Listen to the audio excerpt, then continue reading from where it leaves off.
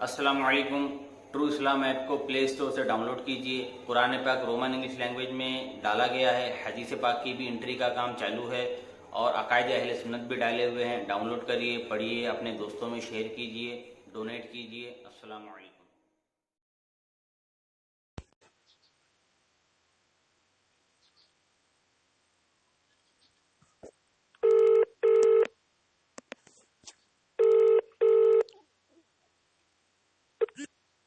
Hello. हाँ जनाब मकबूल साहब, क्या हाल है? हाँ भैया, अल्लाह का भाई। अच्छा, तो रात में आपको इतना समझाया, हाँ हाँ इतना समझाने के बाद भी आप जो आरिफ हक्कानी का जो बयान भेजे हैं, हाँ हाँ हाँ हाँ, ठीक ठीक ठीक। आपके ग्रुप में आपके सब भेजा, सुना है आपने? अब मैं सुना नहीं, उसको मैंने उस दिन इतनी पिटाई किया, वो इतना बड़ा झूठा इंसान है। सुनिए, हाँ, पहली बात तो यह है, हिफ्जुल ईमान को बदल दिया गया है। अच्छा अच्छा हिफ्जुल ईमान जो अशरफ अली थानवी जो लिख के गया था, उस अच्छा। इबारत को बदलकर दूसरी इबारत पेश किया जा रहा है। अच्छा अच्छा। आप ये बताइए, आप अशरफ अली थानवी की इबारत में किसी को खयानत करने की इजाजत है क्या? नहीं नहीं नहीं ना। नहीं है, नहीं, अगर नहीं उसने इबारत गलत नहीं लिखा था, सही लिखा था, तो उसको बदलने की जरूरत क्यों महसूस कर रहे हैं? अच्छा, बदल अगर दिया है। इबारत, मैं दोनों इबारत आपको पेश करता हूँ, अच्छा दोनों इबारत आपको पेश करता हूँ। वो इबारत सरासर बदल दिया गया। पहले गुस्ताखी थी और हम लोगों ने उस गुस्ताखी पर कुफर का फतवा लगाए। आला हजरत ने उसी गुस्ताखी पर कुफर का फतवा लगाए, तशबीह देने की वजह से। अब जब तशबीह हटा दिया तो गुस्ताखी नहीं रहा। बाकी वही तो। आप बताइए, सुनिए, अगर इबारत सही था तो बदलने की जरूरत क्यों पड़ी? हमारा एक सवाल, पहला सवाल ये है कि अगर इबारत अशरफ अली थानवी ने सही लिखा था, वो इबारत में कोई गुस्ताखी नहीं थी, तो तुम उसको बदले क्यों? अगर तुमने बदले, तुम यही समझ रहे हो कि वो गलत लिखा था, तुम छुपाने की कोशिश कर रहे हो। अगर उसने गलत लिखा, कुफर लिखा, गुस्ताखी किया, अब तुम बदलने से क्या अशरफ अली थानवी की गुस्ताखी खत्म हो जाएगी? अगर गलत लिखा है तो गलत ही रहेगा। वो अशरफ अली थानवी गलती करके मर गया। अभी प्रतापगढ़ के मकबूल अहमद साहब अशरफ अली थानवी को गलत कुफरिया इबारत को ईमान बनाने की नाकाम कोशिश कर रहे हैं। अच्छा, तो आप बताइए, वो अशरफ अली थानवी कब्र के अंदर मोमिन साबित हो जाएगा? अगर हक पे होगे तो मोमिन साबित होगा, नहीं हक पे होगे तो नहीं साबित अब होगा। फिर भी अगर मगर कर रहे हैं तो इबारत खुद बदल रहा है, बदला हुआ है। अगर मगर जब बात कोई फ्यूचर की बात हो या कोई आइंदा की बात हो, अगर उसमें लगता है या हो चुका है, इसमें अगर की बात नहीं है। इसमें लिखा गया है अशरफ अली थानवी कुफर लिखा है, इल्म की तशबीह दिया है, नबी के इल्म को पागल और जानवर के इल्म से तशबीह दिया है, इस वजह से कुफर है। आप जब तशबीह हटा दिया, आखिर लिखा क्यों से भाई? क्या वो सिया था क्या? वो जो भी था, अंग्रेजों से 600 रुपया मिलता था, खुद किताबों में लिखा हुआ है अशरफ अली थानवी के बारे में। ऐसा है कि सुन्नी मुसलमान जो भी है, देखिए हमारा नजरिया हम देख रहे हैं कि जो भी सुन्नी मुसलमान है वो अपने नबी की खिलाफ, अपने दीन के खिलाफ कभी जाता नहीं। आज देखिए माहौल पूरे देश का जो है बीजेपी के कब्जे में है। लेकिन कोई भी सुन्नी मुसलमान जो है बीजेपी पार्टी को कोई भी तस्लीम नहीं करता, उसको बुरी निगाह से देखता है, अपना दुश्मन समझता है। लेकिन देखिए जो शिया है, वसीम रिजवी, देखिए कितना बड़ा शैतान है। वो कितना मुसलमानों के खिलाफ बोलता है, राम मंदिर के मौखिक बोलता है, मस्जिद के खिलाफ बोलता है। तो देखिए कहीं भी कोई अदना दर्जे का सुन्नी मुसलमान अपने नबी के खिलाफ बात करने के लिए तैयार नहीं है, बात सुनने के लिए तैयार नहीं। हम कैसे मान लें कितने बड़े मुहद्दिस, आलिम, लिखने वाले, कई हजारों किताबें और हुजूर सल्लल्लाहु अलैहि वसल्लम की शान में मोहब्बत का तराना लिखने वाले, कैसे ऐसे हो सकता है कि नबी के खिलाफ बात लिख दे? आपने जो बिल्कुल नबी की तौहीन नहीं सुनना चाहता, बिल्कुल सही कहा। कैसे अपने नबी के खिलाफ बात लिखेंगे?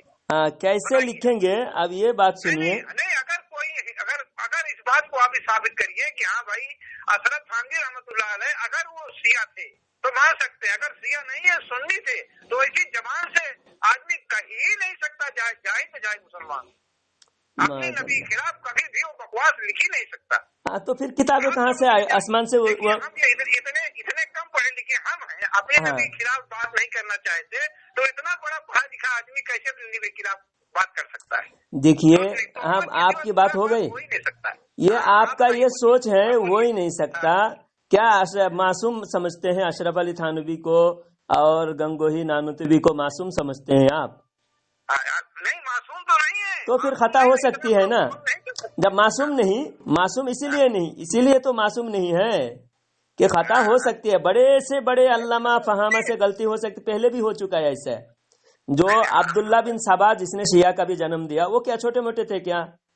वो भी बहुत इतना बड़ा जानकार था बोल के उसने। और दूसरी बात, आप जो कह रहे हैं कि ये कर ही नहीं सकते, ये आपका गलत सोच है। बड़े लोगों को ही पकड़कर गुमराह करने का जो अंग्रेजों ने प्लान बनाया, 600 रुपया इसलिए तो दिया जा रहा, बड़ा था उस जमाने के। डीसी का तनख्वाह भी कितना था मालूम? 80-90 रुपया डीसी का तनख्वाह था। DC district collector, district commissioner का तनख्वाह कितना था? 80 रुपया या 90 रुपया था उस दौर में, अंग्रेजों के दौर में, अशरफ अली थानवी के दौर में। और मेरे वालिद साहब स्कूल का टीचर थे, हाई स्कूल का। तो मेरे वालिद साहब का तनख्वाह था 1950-60 की बात है। हमारे वालिद साहब का तनख्वाह था 25 रुपया, हाई स्कूल के टीचर थे। तो अशरफ अली थानवी को कितना मिलता था मालूम? कितना मालूम? 600 रुपया तनख्वाह था अशरफ अली थानवी का। 600 रुपया। खुद मुकालमत सदराइन किताब है देवबंद का, मैं उसका भी स्क्रीनशॉट पेश करता हूँ आपको। 600 रुपया अंग्रेज देते थे, एक डीसी का भी 5 गुना ज्यादा, 6 गुना ज्यादा। आज के हिसाब से तकरीबन 3 लाख रुपया करीब होता है हर महीना का, अशरफ अली थानवी को मिलता था। आप बताओ, जो छोटे मोटे, अभी देखिए, अभी इस दौर के भी बड़े से बड़े अल्लामा, अल्लाह जिसकी हिफाजत करे वही बच सकता है, वरना ये बहुत सारे। हमारे ताहिरुल कादरी था, ताहिरुल कादरी हमारे बरेली भी था ना, वो बरेली भी था। और आज से 15 साल पहले तमाम बरेली भी उसको पसंद करते थे, और वो भी हर बात में आला हजरत का नाम लेते थे। ये हमारे अपनी बात कर रहा हूँ। अब देवबंदी की बात करूंगा तो आप बोलेंगे हर बात में जो है सिर्फ देवबंदियों को ही तनकीद करते हैं। अभी मैं अपने घर की बात कर रहा हूँ, अपनी कमजोरी, हमारे कमजोरी बता रहा हूँ।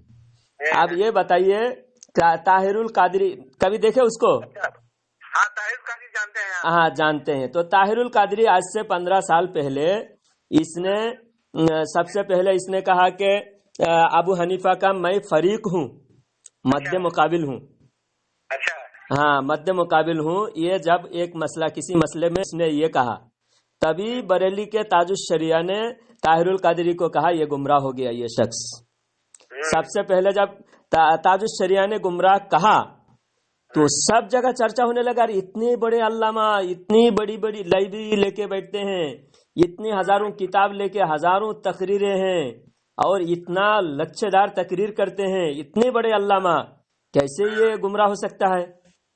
आप जैसे लोग उसको कहते थे।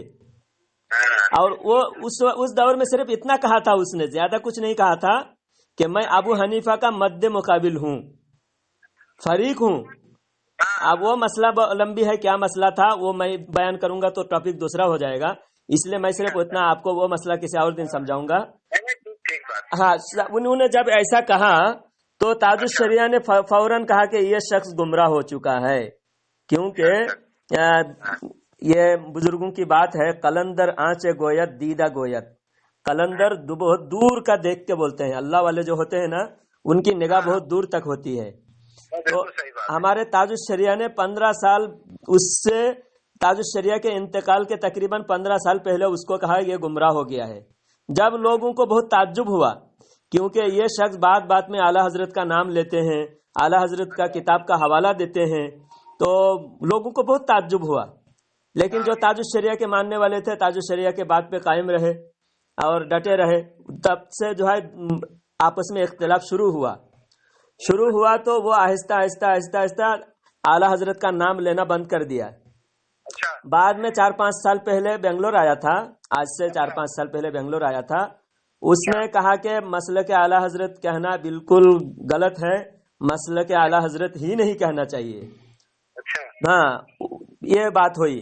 پھر اس نے امریکہ میں جا کر وہاں کے جو امریکہ کا پاکستانی ایمبیسڈر ہے وہاں جا کر پادریوں کو بلا کر اس نے پادریوں کے سامنے بھاشن دیا کہ میں نے پاکستان میں کرسچنوں کے لیے بہت فلاحی اور بہبودی کے کام کیا میں نے، معاذ اللہ. تو اس طرح اس گمراہ نے عیسائیوں کا فروغ پاکستان میں دینے کی بھرپور کوشش کی، یہاں تک کہ مسجد میں بلا کر کرسمس بھی منایا. آپ ویڈیو دیکھے ہوں گے. دیکھے ہوں گے. اب اشرف علی تھانوی گمراہ نہیں ہو سکتا بول کر آپ نے بتایا، اس کا مثال میں اس دور کے مولوی سے میں نے دیا کہ اس دور کا بہت بڑے، اس کو شیخ الاسلام کہتے ہیں لوگ. طاہر القادری کو شیخ الاسلام کہتے ہیں. یہ بھی ہمارا ہی تھا. جب گمراہ ہو گیا تو ہم اس کو بھی کافر قرار دیے، اس سے بھی بائیکاٹ کیے. اور اس کی گمراہی ایک دو نہیں، تقریباً 20-25 گمراہی، ایک دم کھلی گمراہی اس کی کتابوں میں موجود ہے اور اس کے قول اس کی تقریر میں موجود ہے. تو ایک دم فراڈی انسان ثابت ہوا. تو اسی طرح پہلے اشرف علی تھانوی بھی سنی تھے، ہمارا ہی تھے. جب اس نے حفظ الایمان میں اس نے کفر کیا تو اعلیٰ حضرت 13 سال خط و کتابت اس کو کرتے رہے، سمجھاتے رہے کہ تم نے یہ کفر کیا، اپنی بات کو یہ کاٹ دو، کتابوں سے نکال دو، یا تو پھر مجھ سے مناظرہ کرو اس بات پر. تو 13 سال تک نہ وہ مناظرہ پر آمادہ ہوا، نہ وہ اعلیٰ حضرت کے سامنے بیٹھا، نہ ہی اس نے توبہ کیا. پھر 13 سال کے بعد اعلیٰ حضرت حرمین شریفین میں جا کر وہاں کے علماء سے اشرف علی تھانوی کے خلاف فتویٰ لے کر آئے. تو بات یہ ہے، آپ جو کہتے ہیں کہ وہ ایسی غلطی کر ہی نہیں سکتا، تو اس کا مطلب آپ اس کو معصوم سمجھتے ہیں، آپ کے عقیدہ ہے. حالانکہ آپ کے عقیدہ کے خلاف دلیل بالکل صاف ستھری ایک دم کتاب میں موجود ہے، اور وہ خود کتاب بدل رہے ہیں. پہلے تو اسی کتاب کا دفاع کر رہے تھے، اسی کتاب کی عبارت پر ہم سے مناظرہ کرتے رہے. جب مناظرہ ہر جگہ وہ لوگ ناکام رہے، جواب پبلک کو دے نہیں پائے، بہت سارے پبلک اسی عبارت کی بنیاد پہ، خود اشرف علی تھانوی کے مرید، اس کے چاہنے والے، اس کی عبارت کی وجہ سے اس سے ہٹ گئے تھے تھانوی کے زمانے میں ہی. پھر بھی تھانوی نے توبہ نہیں کیا، کیونکہ انگریز کے اشارے پہ لکھی گئی ہے، مسلمانوں کو لڑانا مقصد تھا. جب انگریز کے اشارے پہ لکھے، اب واپس لیں گے تو اسی کا تنخواہ دیا جا رہا ہے مسلمانوں کو لڑانے کا. جب وہ کتاب واپس لے لیتے یا اس کتاب کی عبارت کو ہٹا دیتے تو لڑائی بھی نہیں ہوتی. جب لڑائی نہیں ہوتی تو جس کام کے لیے تنخواہ ملتا وہ تنخواہ نہیں ملتا. اچھا، لیکن یہ مولانا طاہر غیابی صاحب بیان کیے ہیں، جو 2 گھنٹے کے بیان ہے، 3 گھنٹے کا لم سم، ہاں بمبئی کے اندر کیا بیان مولانا طاہر غیابی صاحب. آپ جو ہے دیکھیے، کسی کے بیان 2-3 گھنٹہ آپ سنو گے نا، اور ہمارے بھی ایک مولانا کا 3 گھنٹہ بیان سنو گے، آپ عوام ہو، عوام کا یہی بات ہے، جس کا سنتے ہیں اسی کی طرف فوراً جو ہے سچ سمجھ لیتے ہیں. ایک ہاں جو بھی سنتے ہیں. ابھی ہاں سنیے نا، کرملا ایک مہاراشٹر کے ایک شہر ہے کرملا، وہاں کے ہمارے ایک میرے سے تعلقات ہے اس کا، وہ بھی تبلیغ جماعت کا، ہر سال 40 دن 4 مہینے لگاتے ہیں اور جماعت میں جاتے رہتے ہیں. اس سے میرے کبھی کبھی بیٹھے کوئی مسئلے پر کوئی کسی بھی مسئلے پر گفتگو ہوتے رہتی ہے، وہ میں اس کو بتاتے رہتا ہوں. سنیے، ہاں ایک چلہ جو ہے سال میں ہمارا لگتا ہے. اچھی بات ہے، آپ چلہ جو لگا رہے ہیں، ہم کو چلہ سے اعتراض نہیں ہے، ہم کو گنگوہی نانوتوی ان کی جو گستاخی ہے، ان گستاخوں کو آپ پہچانو، ان کی گستاخی پہچانو. آپ جو ہے مسجد میں آپ جا رہے ہو، آپ دین سیکھنے کے لیے جا رہے ہو، آپ کی نیت اچھی ہے، میں آپ کی نیت کی تعریف کر رہا ہوں، لیکن آپ جو راستہ چنے ہو راستہ غلط ہے. ہاں دیکھیے، جس کا اعمال ہے خود بھوگے گا، ہم سے کیا. میں اعمال جب آپ ان کے ساتھ ہو، ایک حدیث میں ہی نہیں کہ ہر آدمی دیکھیے پیغمبر ہے کہ ان کے مسئلے پہ چل رہے ہیں، کیا ہمارا لینا دینا یہ ہے. آپ سنیے بات، 73 فرقہ میں ایک فرقہ جنتی ہوگا، یہ فرمایا. یہ نہیں کہ الگ الگ سب کا عمل الگ الگ ہوگا اور سب الگ الگ جائیں گے. جنت میں ایک جماعت ایک جماعت جنت میں جائے گی، 73 فرقے میں جماعت جائے گی، اب وہ جماعت کے ساتھ اگر ہے وہ جہنم کی جماعت کے ساتھ. سنیے، یہ تبلیغی جماعت جو ہے یہی جنت میں جائے گی، صحابہ کے طرز عمل پر یہی ہے. جب عقیدہ ہی درست نہیں ہے، ان کے علماء کی جس علماء کی سرپرستی میں ہے وہ علماء ہی کافر ہیں، تو پھر جنت میں کیسے جائے گی؟ کافر کے لیے تو جنت کا کافر کا جنت میں جانا ایسا ناممکن ہے. اللہ تعالیٰ نے فرمایا ان الذین کفروا وکذبوا بآیاتنا لا تفتح لهم ابواب السماوات والارض ولا يدخلون الجنة حتى يلج الجمل في سم الخياط. ہاں سنیے مولانا، ایک بات بھائی تھوڑی سن لیجیے. دیکھیے سنیے بھائی تھوڑی دیر بعد دیوبندی کہتے ہیں بریلی کافر، اور بریلی کہتے ہیں دیوبندی کافر. نہیں، ہمارا کوئی کفر تو بتا دیں کافر کہنے سے. سنیے تو یہی بات بتا رہا تھا میں کہ وہ مہاراشٹر میں وہ ہمارے پاس آتے جاتے ہیں، وہ ہر سال 4 مہینے لگاتے ہیں، 4 مہینے لگاتے ہیں، 40 دن لگاتے ہیں. وہ مجھے بتائے کہ گمن کا الیاس گمن کا ایک بیان بھیجے مجھے.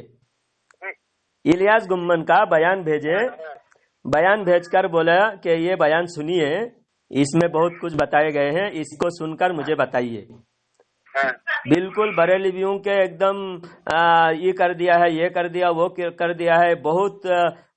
بہت اچھا علمی باتیں ہیں.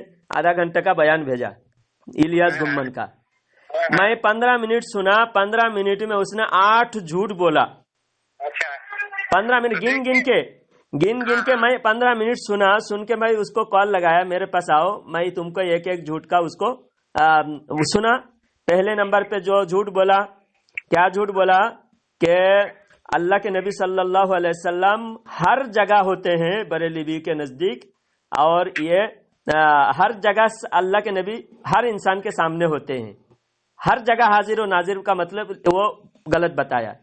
پھر میں نے کہا کہ ہمارے عقیدہ کے مطابق اللہ کے نبی صلی اللہ علیہ وسلم جو اصلی جسم ہے وہ قبر اطہر میں موجود ہے، قبر اطہر میں موجود ہے، اور جسم مثالی کے ساتھ دنیا میں جہاں چاہے جا سکتے ہیں.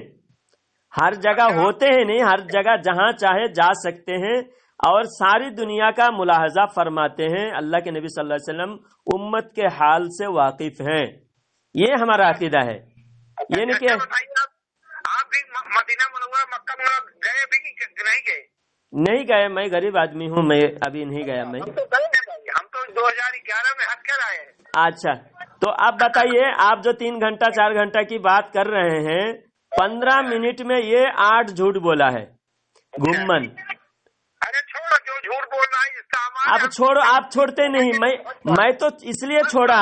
آپ مجھے چھوڑنے کی بات کرتے ہیں جناب والا، آپ مجھے چھوڑنے کی بات کرتے ہیں، جھوٹوں کو آپ چھوڑو. میں اس لیے تو چھوڑ چکا ہوں.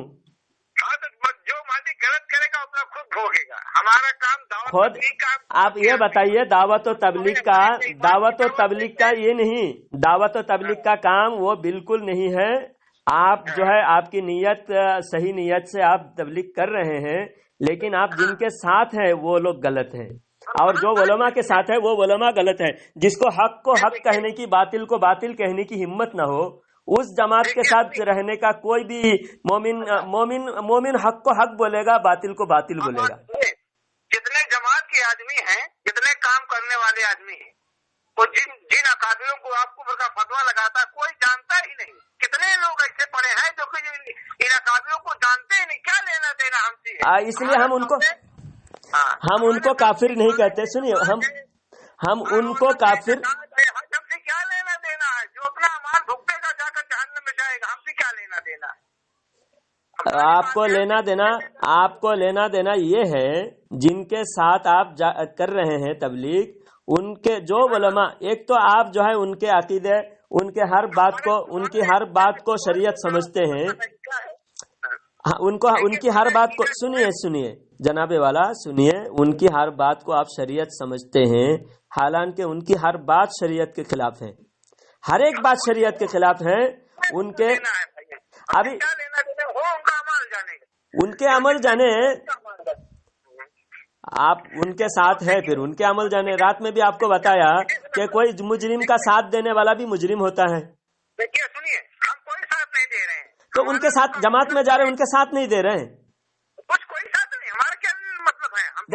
جیسا ہر کوئی دیکھیے، اگر کوئی ساتھ نہیں دے گا تو کوئی جماعت رہ پائے گا؟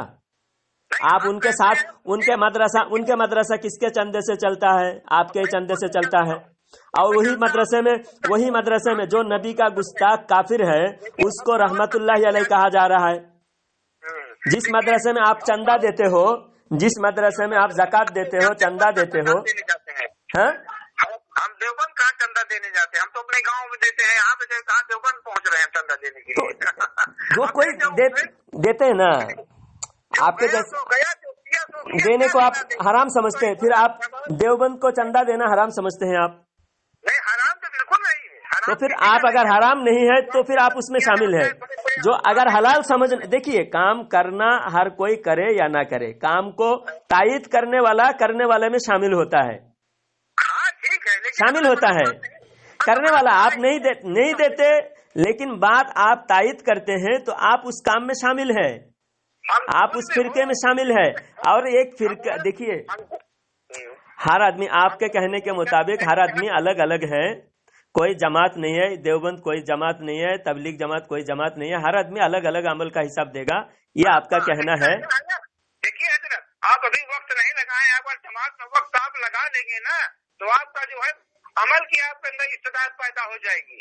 میں آپ کو سنیے اللہ کی قسم کھا کر کہتا ہوں، میں بھی 4 مہینہ لگایا ہوں.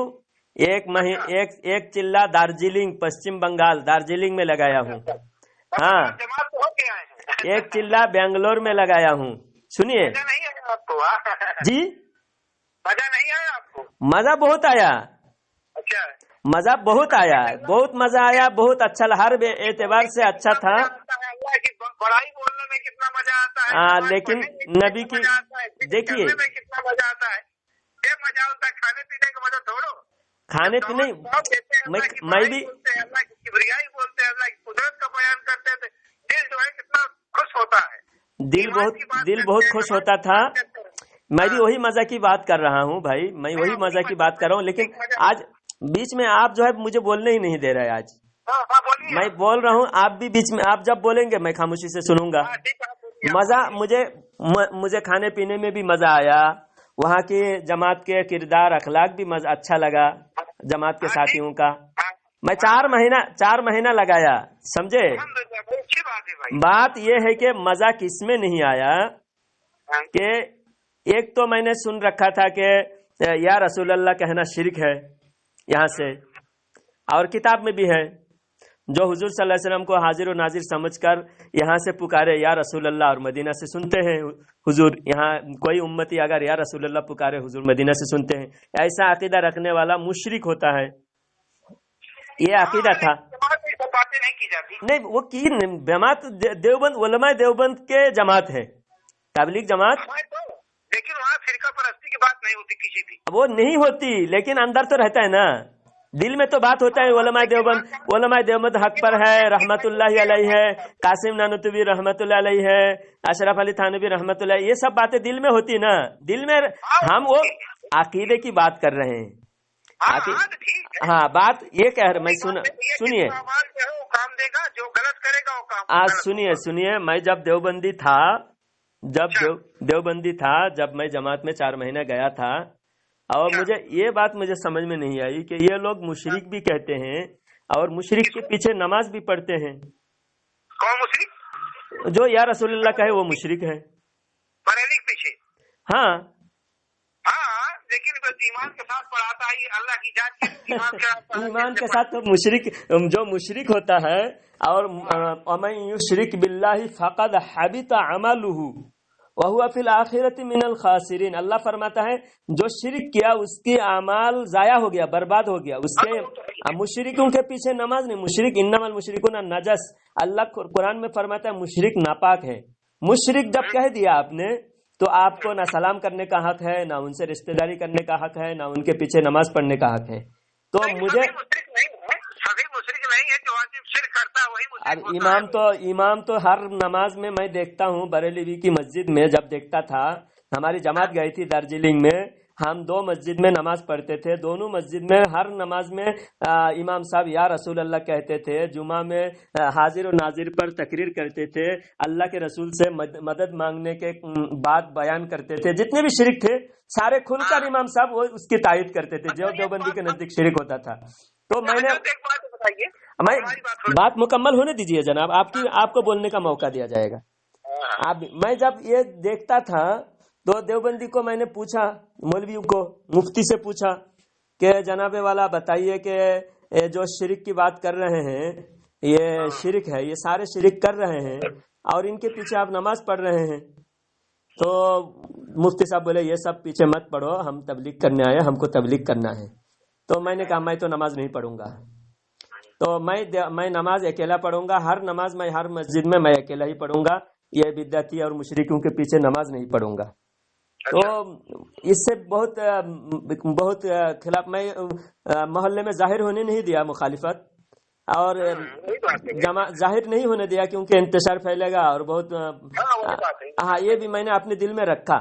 اور بار جب بھی مفتی صاحب ملتے تھے تو مفتی صاحب کے سامنے ہی میں بولتا تھا، مخالفت کرتا تھا، اور لوگ مجھے تم نماز اکیلا پڑھتے ہو. تو میں نے ہر نماز بریلویوں کے پیچھے نہیں پڑھی، میں نے اکیلا پڑھا نماز. جب اکیلے نماز پڑھی پھر واپس آنے کے بعد میری یہ بات جتنا چرچا ہوا، سارے علماء جو جماعت کے ذمہ داران تھے وہ ذمہ دار بھی میرے سے ناراض ہوئے. ارے تم نے ایسا کیوں کیا؟ جماعت تبلیغ کو اچھی طرح تبلیغ کرنا چاہیے تھا. تبلیغ جماعت میں اب گئے تو آپ کی وجہ سے ساتھی بھی نماز کی پابندی نہیں کرے، بہت ساری باتیں جو بتائے. تو میں نے کہا نہیں، ہر نماز میں پڑھتا لیکن میں اکیلا پڑھتا ہوں، کیونکہ میرے نزدیک بریلی کے پیچھے، مشرکوں کے پیچھے نماز نہیں ہوتی. تو بولے نہیں، بڑے علماء دیوبند کے علماء نے کہا ہوتی ہے، تو پھر ان کو مشرک کہنا چھوڑ دو تب ہوتی ہے، اگر مشرک کہہ رہے ہو تو نہیں ہوتی. تو یہ بالکل لاجواب ہو اس سے کوئی بھی بعد میں ہر آدمی ایک کٹگرے کا نہیں ہے بھائی. تو ایسے فتویٰ دینے کی ضرورت کیا تھی مسلمانوں کو لڑانے کے لیے؟ تم نے اگر مشرک نہیں مانتے، نماز بھی پڑھ رہے ہو، جب تمہاری نماز ہی ہو رہی ہے تو پھر شرک کہنے کا تم کو ضرورت کیا تھی؟ اتنا لڑانے کی تم کو کس بات کی لڑائی ہے؟ اور دوسری بات اور سنیے، یہ جس کی عارف حقانی کی بات آپ نے بھیجا ہے وہ سراسر کہتے ہیں کافر ہے، بریلی بھی بدترین کافر ہے، اس طرح کی جو باتیں وہ. تو پھر آپ اس کا بھیج رہے ہو مجھے، آپ کہہ رہے نہیں ہم کوئی فرقہ پرستی نہیں کرتے. اب یہ کیا ہے پھر آپ بھیج رہے ہو؟ اس نے کتنی اچھی مثال دے کے سمجھایا اس عبارت پر، کہا بھائی اس میں دیکھیے کفر نظر آتا ہے. تو عبارت دیکھیے، ایسا علم، پہلے اس نے میرے سے بات ہوئی عارف حقانی کی، تو عارف حقانی کا جو مناظرہ ہے وہ بھی میں آپ کو بھیجتا ہوں، میرے ساتھ عارف حقانی کی بات ہو چکی ہے. ہاں، تو عارف حقانی نے کہا کہ حفظ الایمان پر مناظرہ کریں گے. میں نے کہا ٹھیک ہے، میں تیار ہوں، مناظرہ شروع کرو. تو اس نے بولے عبارت پیش کرو. عبارت پیش کیا اور میں نے کہا کہ اس عبارت میں نبی کا علم معاذ اللہ پاگل اور جانور کے علم سے تشبیہ دیا گیا ہے. تو اس نے قسم کھا کر پہلے کہا کہ نبی کا علم، یہاں نبی کا علم کی بات نہیں ہو رہی ہے، یہ نبی کے علم کے موضوع کی بات ہی نہیں ہے، یہاں پر نبی کا علم مراد نہیں ہے. تو پھر میں بولا کس کا علم مراد ہے؟ تو پھر اس نے بہت بات کو گھما پھرا کے دوسری طرف لے جانے کی بہت کوشش کیا. آخر وہ کہیں لے نہیں جا پایا. میں اس بات پر قائم رہا کہ پہلے کس کی چرچا ہو رہا تھا، کس کے علم پر بات ہو رہا ہے. نبی صلی اللہ علیہ وسلم کے علم کی ٹاپک پہ بات ہو رہی ہے، اسی موضوع پہ بات جاری ہے. جب اسی موضوع پہ بات جاری ہے تو آخر آگے جا کر کیا کہتے ہیں؟ ایسا علم معاذ اللہ پاگل اور جانور، بہائم اور زائد امر، ہر ایرے گیرے کے لیے ایسا علم حاصل ہے. تو پہلے کس کا علم تھا؟ ایسا علم کس کا علم؟ حضور صلی اللہ علیہ وسلم کے جیسا علم. معاذ اللہ حضور صلی اللہ علیہ وسلم جیسا علم پاگل اور جانور کو حاصل ہے. تو وہ اٹک گیا، پھر مجھے بولنے ہی نہیں دیا. آخر تک وہ صرف چلاتا رہا، بکواس کرتا رہا، گالی گلوچ کرتا رہا. میں وہ لنک آپ کو شیئر کرتا ہوں، آپ سنیے. اس نے 3-4 جھوٹ بولا. اس نے عارف حقانی نے میرے ساتھ بات کرتے ہوئے تقریباً 3-4 جھوٹ بولا اور آخر اشرف علی تھانوی اس کتاب کی عبارت سے کافر ثابت ہوا۔ وہ پہلے کہا کہ یہ اشرف علی تھانوی نے حضور صلی اللہ علیہ وسلم کے علم کے بارے میں نہیں کہا، نبی کا جیسا علم پاگل اور جانور کو حاصل ہے، یہ حضور صلی اللہ علیہ وسلم کے علم کے مثال نہیں دیا بلکہ یہ کسی اور مثال دیا ہے۔ پھر میں نے ثابت کیا کہ حضور کا ہی علم کے بارے میں بات کیا جا رہا ہے اور حضور کا علم جیسا معاذ اللہ پاگل اور جانور کو حاصل ہے یہ بتا رہا ہے، تو اس لیے کفر ہے۔ تو بعض علم کے بارے میں بتا رہے ہیں نا، ہاں کتاب میں لکھا ہے بعض علم کے بارے میں بتا رہے ہیں، تو بعض ہو یا کل، بعض تو دیکھیے بعض علم کے بارے میں بتائے یا حضور کا علم، حضور کے علم کی توہین ہے۔ حضور کے علم جیسا میں آپ کو کہوں کہ آپ کے کان، آپ کے 2 کان ہے، اس میں کیا خصوصیت ہے آپ کے کان کے، ایسا کان تو گدھے کو ہے، سور کو بھی ہے، تو یہ آپ کی گستاخی ہوگی یا نہیں؟ آپ کے دانت کے، میں آپ کے دانت کا مثال دوں کہ آپ کے 32 دانت ہے، اس میں کیا خصوصیت ہے، ایسا دانت تو بندر کو بھی ہے، تو اس میں آپ کی توہین ہو رہی ہے نہیں؟ توہین ہو رہی ہے۔ تو نبی کے چیز کی مثال دیا، چاہے بعض ہو یا کل، ہم بھی کل نہیں مانتے اللہ کے۔ دیکھیے ہم بھی اللہ تعالیٰ کے مقابلہ میں نبی کا علم بعض ہی ہے اور ذرہ سمندر میں قطرے کے برابر بھی نہیں اللہ کے مقابلے میں، لیکن مخلوقات کا کل علم اللہ تعالیٰ نے نبی کو عطا فرمایا، کیونکہ تمام مخلوقات کا عالمی نبی اللہ نے حضور صلی اللہ علیہ وسلم کو کافۃ للناس یعنی تمام انسان کے لیے بھی بنا کر بھیجا ہے۔ تو نبی ہوتے ہیں نا تمام انسان کی نگرانی کرنے کے لیے، تمام انسان کے برابر علم ہونا نبی کو ضروری ہوتا ہے۔ اللہ تعالیٰ نے اس لیے حضور صلی اللہ علیہ وسلم کو تمام مخلوقات کا، تمام انسان کا علم عطا فرمایا ہے۔ تو ہم انسان کے اعتبار سے کل مانتے ہیں، اللہ کے اعتبار سے نہیں۔ اللہ کا علم کے اعتبار سے نبی کا علم قطرے سے بھی کم ہے، سمجھے؟ تو یہاں تو کل کا تو اعتراض ہے ہی نہیں، کل تو ہم بھی مانتے نہیں۔ یہاں بحث ہو رہی مثال کی، نبی کے علم کا مثال دینا کفر ہے، اور نبی کا علم کتنا دیا کتنا نہیں دیا اس ٹاپک پہ بات نہیں ہو رہی ہے۔ دیکھیے بات اس میں یہ کہہ رہے ہیں کہ وہ دوسری طرف لے جا رہا ہے۔ ہمارا اعتراض ہے نا، ہمارا اعتراض کو لوگوں کو سمجھنے ہی نہیں دے رہا ہے۔ ہمارا اعتراض جو بات پر ہے، ہمارا اعتراض اس بات پر ہے کہ تم نے جیسا کہہ کر جیسا علم نبی کو حاصل ہے ایسا تو پاگل اور جانور کو حاصل ہے معاذ اللہ، ایسا کہہ کر تم نے کفر کیا۔ اگر جیسا علم نبی کو ہوگا ایسا کہیں تو کفر ہے، لیکن جیسا علم جو ہے بعض علم کے بارے میں اگر کہہ رہے ہیں تو کفر نہیں ہو رہا ہے۔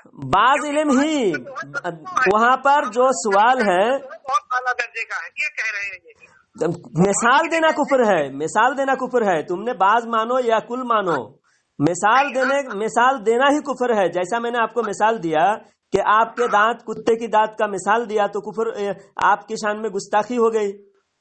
اب گستاخی کے لیے نہیں کہہ رہے ہیں، دیکھیں تو گستاخی کفر ہے، گستاخی۔ اب علم کے ٹاپک تو الگ ہے مسئلہ، علم کتنا نبی کو دیا، دیوبندی کتنا مانتے ہیں، وہ ہم کتنا مانتے ہیں، یہ ہم الگ ٹاپک پہ بات کرنے۔ یہاں 2 ٹاپک ہیں، 2 موضوع ہے۔ ایک موضوع ہے نبی کے علم کا مقدار، نبی کے علم کو اللہ نے کتنا دیا، اس کا احاطہ کیا ہے، وہ الگ مسئلہ ہے۔ یہاں مثال دینے کفر ہے۔ نبی کا علم جیسا تم نے پاگل اور جانور کو کہہ دیا، رذیل چیزوں سے تشبیہ دیا، اس لیے کفر ہے۔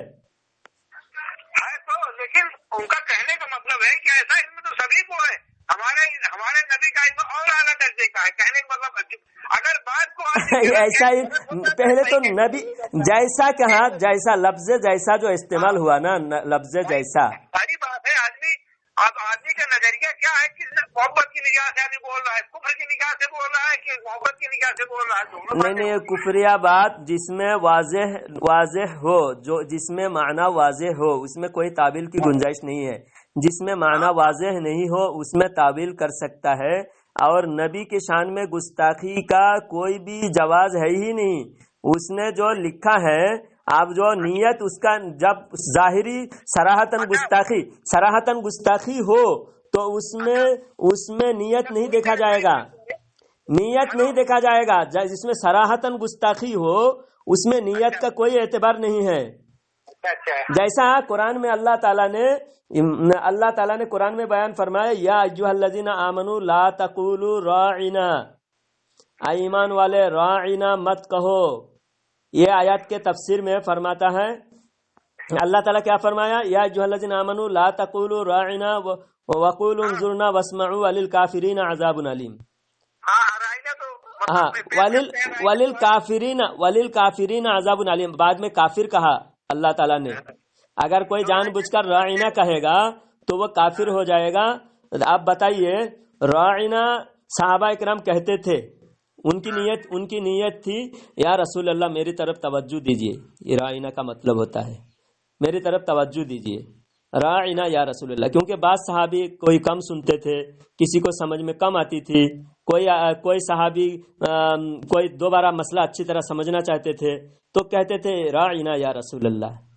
تو جب راعنا کہتے تھے یہودیوں کو پتا چلا، یہودی بھی مجلس میں آ کر کہتے رعینا رعینا، عین کو کھینچتے تھے اور راعنا کو عین کو تھوڑا کھینچتے تھے، اور اس کا مطلب تھا ہمارا چرواہا، ہمارا نوکر. تو جب وہ اس طرح کی نبی صلی اللہ علیہ وسلم کی شان میں گستاخی کرنے لگے، حالانکہ یہودیوں کی نیت میں گستاخی تھی، صحابہ کی نیت میں گستاخی نہیں تھی. صحابہ کی نیت تو اچھی تھی نا، صحابہ کی نیت میں آپ کو شک نہیں ہوگی؟ نہیں. تو ہم کو بھی شک نہیں ہے صحابہ کی نیت پہ، لیکن نیت خراب کس کا تھا؟ یہودی کا. تو اللہ تعالیٰ نے مومن کو منع فرمایا کہ اب تمہاری نیت کا نہیں اعتبار ہوگا، اب تمہاری نیت اچھی بھی ہے پھر بھی تم راعنا مت کہو، کیونکہ یہ راعنا یہودی لوگ غلط نیت سے کہتے ہیں تاکہ تم ان کے مشابہ نہ بن جاؤ اور تمہارے الفاظ سے بھی یہودی مذاق نہ اڑانے لگے ہمارے محبوب صلی اللہ علیہ وسلم کو، اس وجہ سے تم راعنا مت کہو. اب جب حالانکہ نیت راعنا کا معنی بھی صحابہ کے نزدیک خراب نہیں تھا، اور یہودی اس کا غلط نیت میں استعمال کرتے تھے، بولتے تھے. تو اسی وجہ سے محدثین مفسرین فرماتے ہیں جس کا لفظ صراحتاً کفر ہو، غلط ہو، اس میں نیت کا کوئی اعتبار نہیں ہوگا.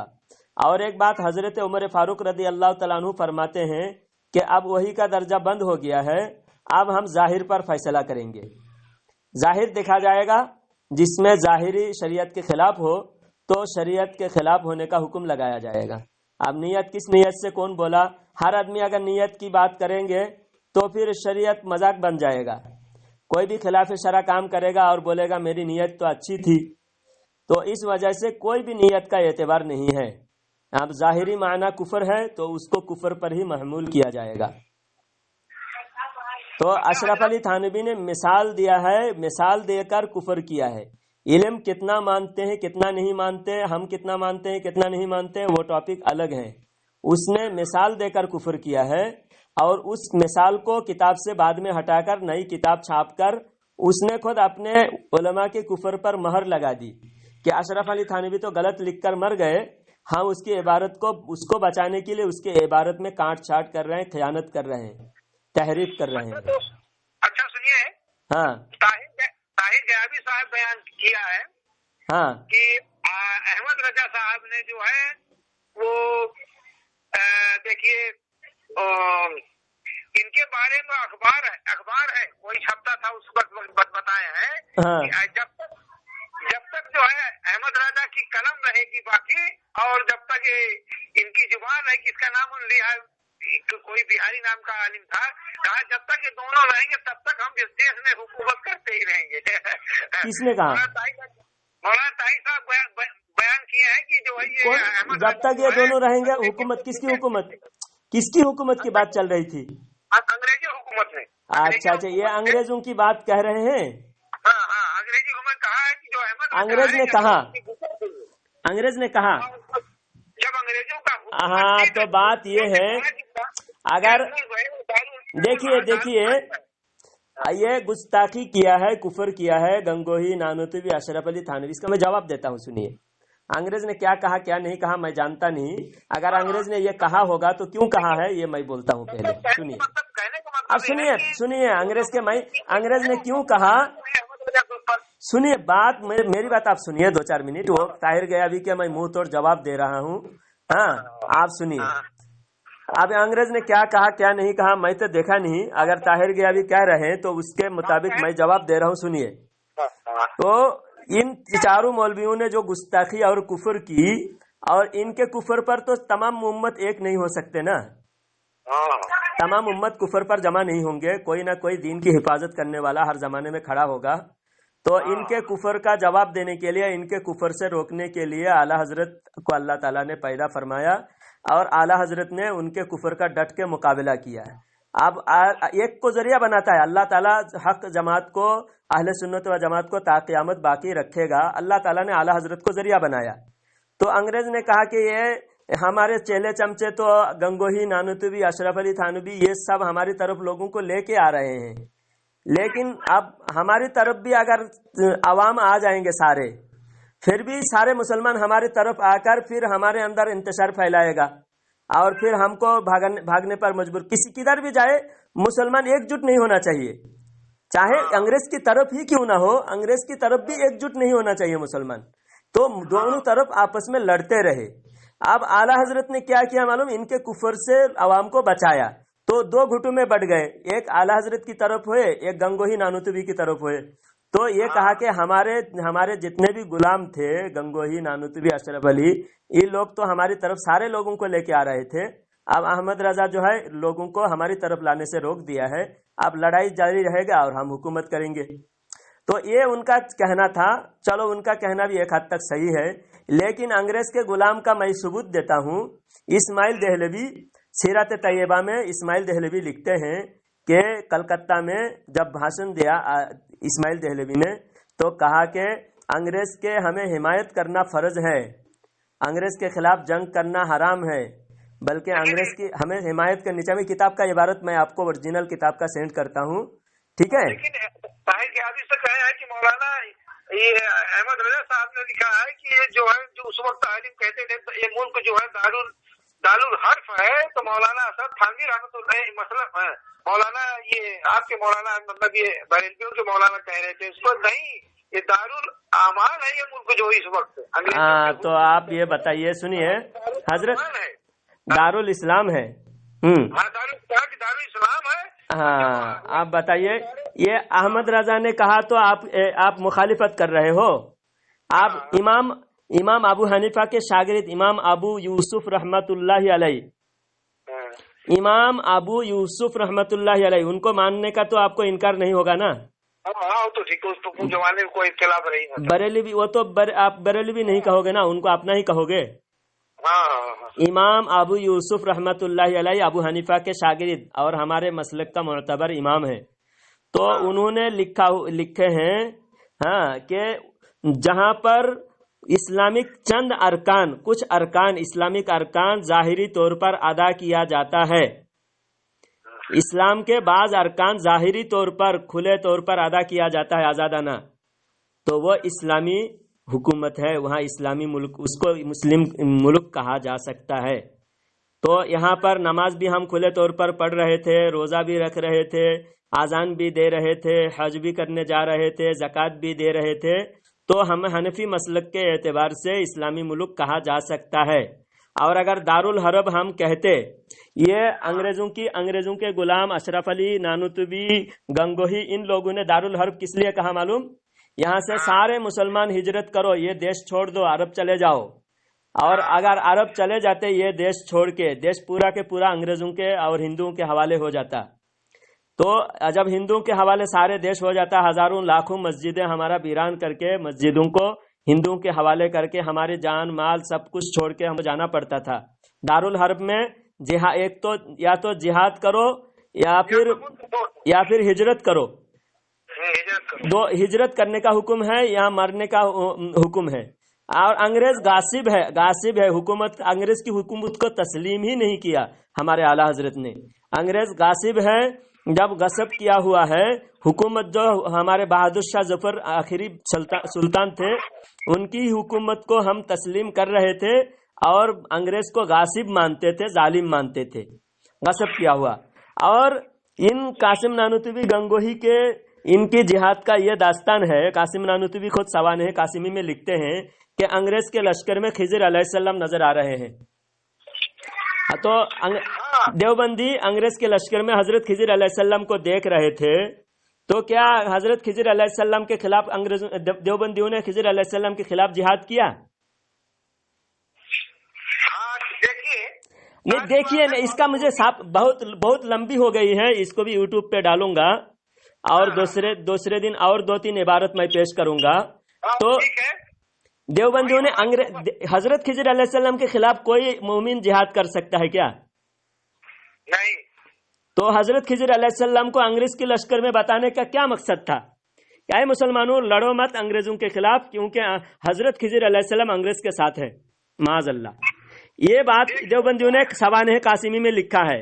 दूसरी जगह लिखा है कि सीरत तैयबा में अंग्रेज खाना भेज रहा था, कासिम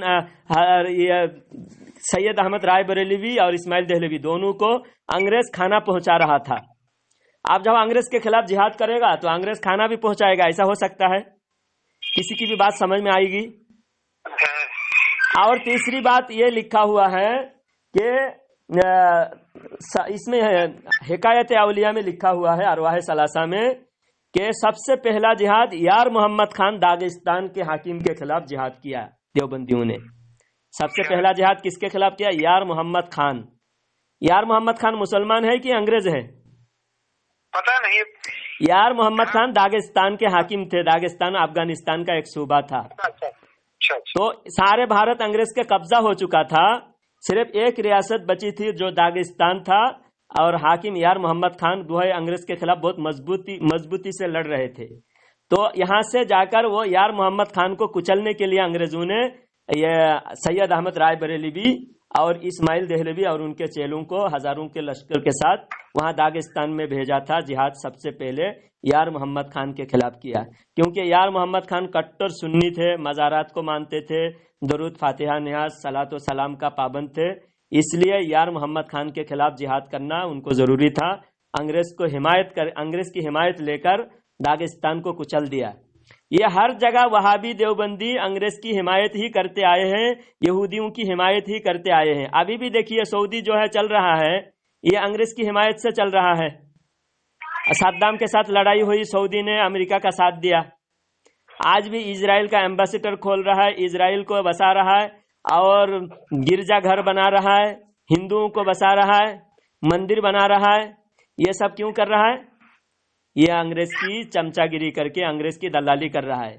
हमने कभी तक, हमारी हुकूमत जब सऊदी में थी, कोई भी काफिरों को वहां अलाउ नहीं था, और हजरत उमर फारूक रदी अल्लाह तआला अन्हु के जमाने से लेकर 1924 तक वहां पर कोई यहूदियों के ना गिरजाघर, ना कलीसा, ना मंदिर था, क्योंकि हजरत उमर रदी अल्लाह तआला अन्हु ने अल्लाह के नबी सल्लल्लाहु अलैहि वसल्लम की उस हदीस पर अमल किया है कि अखरिजुल यहूद वन नसारा मिन जजीरतिल अरब, के यहूद नसारा को अरब के जजीरा से, अरब के मुल्क से भगाओ।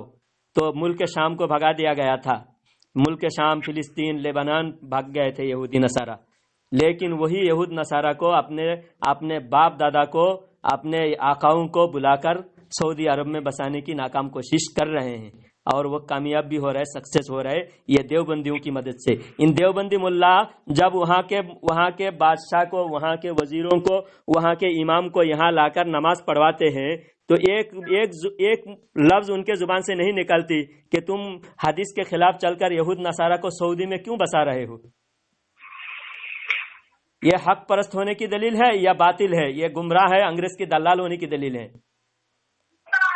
तो हम लोग अल्हम्दुलिल्लाह हमारे किरदार से पता चलता है, हमने कभी भी अंग्रेज की गुलामी नहीं की, और ये अंग्रेज की गुलामी और गांधी की गुलामी इन्होंने क्यों किया, और आला हजरत ने गांधी का साथ भी नहीं दिया। क्यों नहीं दिया मालूम? आला हजरत ने फरमाया एक काफिर को भगाकर दूसरे काफिर को मुल्क देना, ये हमारे लिए और ज्यादा नुकसानदेह होगा, क्योंकि अंग्रेज जितना जुल्म कर रहे थे उससे ज्यादा जुल्म गांधी और ये हिंदूवादी कट्टरवादी लोग करेंगे। ये देश कट्टर हिंदुओं के कब्जे में चला जाएगा। आला हजरत 100 साल पहले भांप रहे थे। आज जो बीजेपी की मार की बात कर रहे हैं आप, ये सब देवबंदियों की साजिश का नतीजा है। देवबंदी अगर गांधी का साथ नहीं देते और अंग्रेज, और थोड़े दिन रहकर अंग्रेज खुद ब खुद भाग जाता, क्योंकि वो दूसरी जंग आज़िम के बाद अंग्रेज बहुत कमजोर हो चुका था। आला हजरत जानते थे अंग्रेज खुद बखुद थोड़े दिन में भाग जाएंगे, हमें अपने को मजबूत करना पड़ेगा। अंग्रेज भागते ही हम लोग अपने देश पर, पूरे देश पर हमारा कब्जा होना चाहिए। इसलिए आला हजरत अपनी ताकत, मुसलमानों को अपनी ताकत बनाने की बात कर रहे थे। तो आला हजरत की सोच, आज आला हजरत जो सोचे थे, आला हजरत ने जो बताए थे, आज 100% हक नजर आ रहा है, आपको 100% सच नजर आ रहा है। ठीक है, अल्लाह ताला आपको समझ अता फरमाए, आपको हिदायत दे। व आखिर दावाना अनिल हम्दुलिल्लाहि रब्बिल आलमीन।